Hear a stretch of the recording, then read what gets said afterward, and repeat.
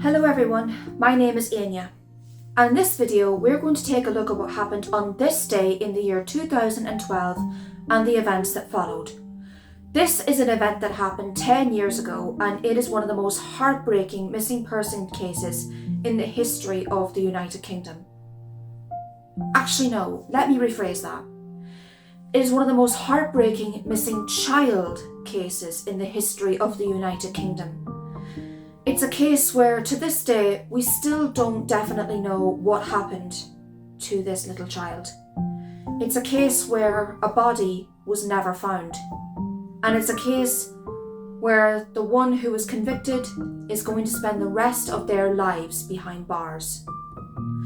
So for this video, we're going to take a look at the disappearance and the murder of April Jones.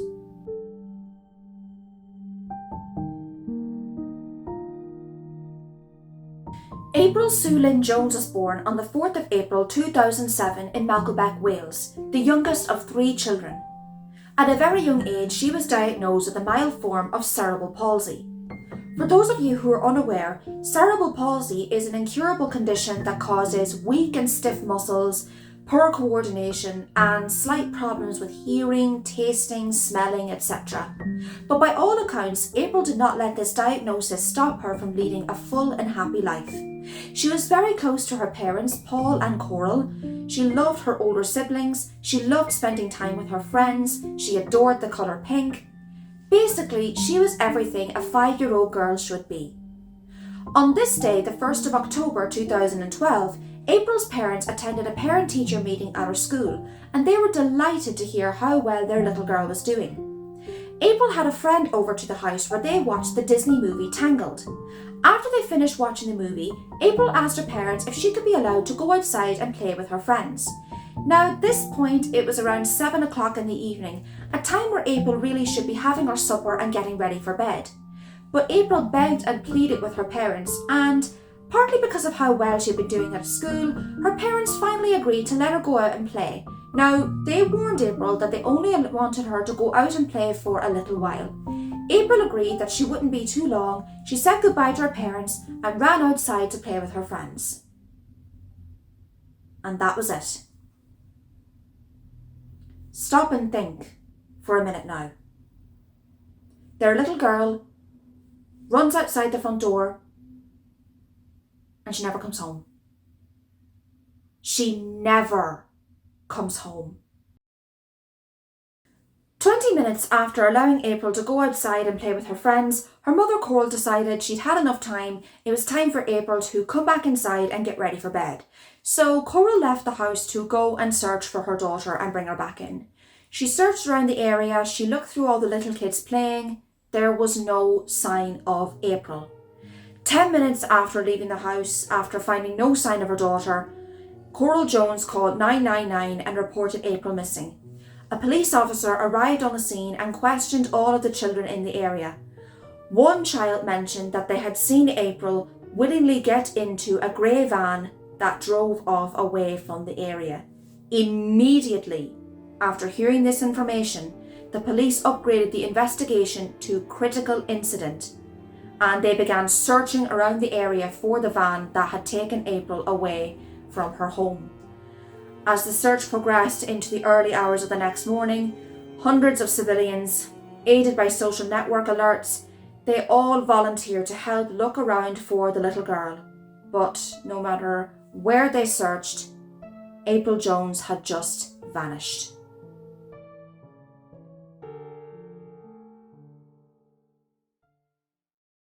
It's been 36 hours since April was taken from us. There must be someone out there who knows where she is and can help the police find her. We are desperate for any news. April is only 5 years old. Please, please, help find her.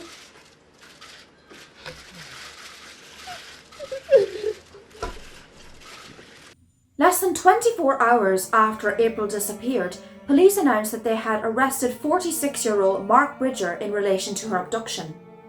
Bridger became a suspect in the case because he matched the description of a man that April had been seen talking to, and his vehicle, a Land Rover Discovery, matched the one that April had been seen getting into right before she vanished.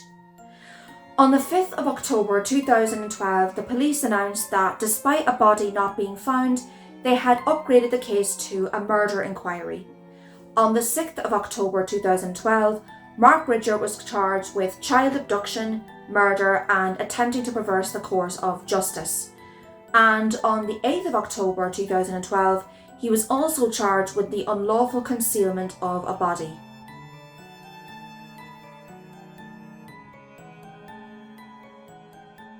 So, who the heck was Mark Bridger? Born in 1965, Mark Bridger grew up in Surrey with his parents and 2 other siblings until he moved to Wales in the 1980s. He was the kind of person who had a bit of a shady past. He had a string of criminal convictions that started off from when he was just 19 years of age. His convictions included driving under the influence, driving without insurance, assault and battery, threatening behaviour, firearms offences, and theft. He was also the sort of person that couldn't really hold down a certain job for very long. His work history included working as a fireman, hotel porter, a welder, a builder, among other positions. And by all accounts, he was also a bit of a deadbeat dad. He had fathered 6 children by 4 different women. He had actually been married to one of these women who had fathered 2 of his children from 1990, but the marriage didn't last very long, and he and his wife divorced several years later. So on the 14th of January 2013 at Mole Crown Court, Mark Bridger pleaded not guilty to the charge of murdering 5-year-old April Jones, but he admitted that he was partially responsible for causing her death. Partially responsible? Really? The trial was set to begin on the 29th of April 2013.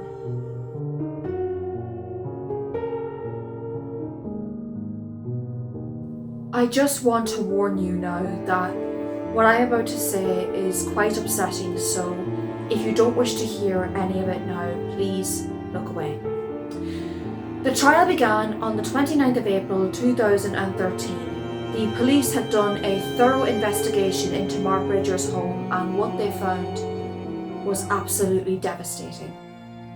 The forensics expert at the trial revealed that 17 fragments of bone, consistent with that of a child, had been discovered in Mark Bridger's fireplace. Traces of blood had also been found in different areas around his house, and DNA testing confirmed that it was April's blood. This was enough evidence for the police to conclude that April had suffered injuries from which she could not have survived, and although her body had not been found, the Crown prosecution were convinced that April Jones had been murdered.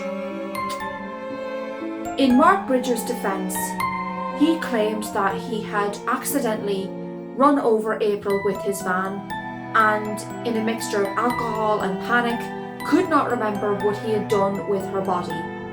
If that does not qualify as a flimsy excuse, I do not know what does. But the police had also investigated his computer, and they had found an extensive collection of child pornography, which indicated to them that Bridger had abducted April for his own sexual gratification. And what makes this even more disturbing is that just a year prior to April Jones' abduction, Mark Bridger had actually contacted April's older sister via Facebook. Now, thankfully, she had enough sense to ignore this contact and delete his friend request. But the prosecution believed that Mark Bridger had abducted and murdered April Jones for his own sexual gratification. On the 30th of May 2013, Mark Bridger was found guilty of the abduction and murder of April Jones and for perverting the course of justice. He was sentenced to life imprisonment, and the judge recommended that he served the rest of his life behind bars. He was given a whole life order, which means he will never see the light of day again.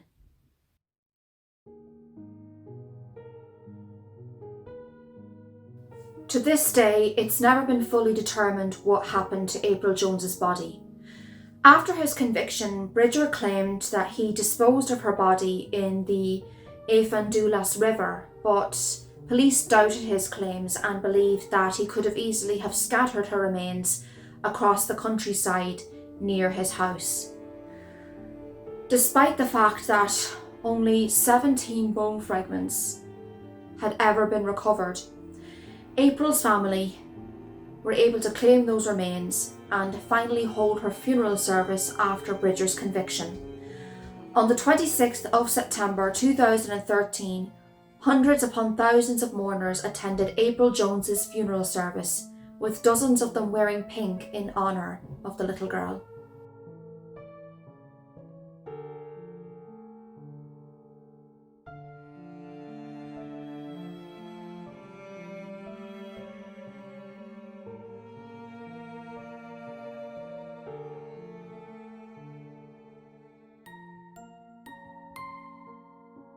In November 2014, the house in which April Jones was believed to have been murdered was fully demolished by the Welsh Government. April's family witnessed the demolition of the house where their little girl was tragically killed. The family of April Jones had their lives destroyed by Mark Bridger. Today they looked on as the house where his appalling crime is believed to have taken place was destroyed itself.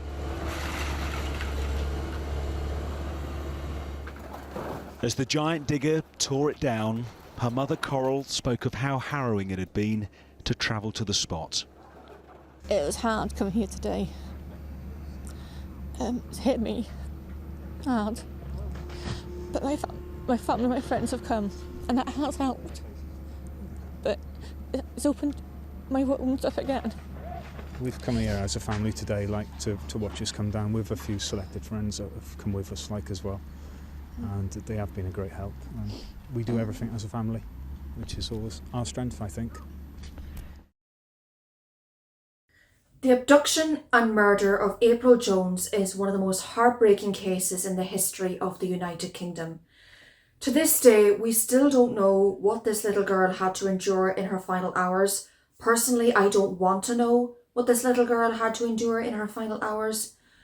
But April's family and friends, all those who loved her, have done their best to ensure that she is remembered for the bright, happy-go-lucky little girl that she was. They are determined to make sure that April Jones is remembered for her life and not her horrific death.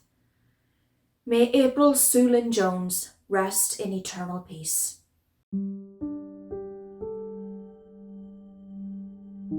Thank you so much for watching today's video. I really appreciate it because this was a very difficult topic to cover. I will be honest and say that. My next video is going to take a look at another event that happened 10 years ago. It's an event where a young girl campaigning for the rights of women's education was shot on her way to school, but amazingly lived to tell the tale.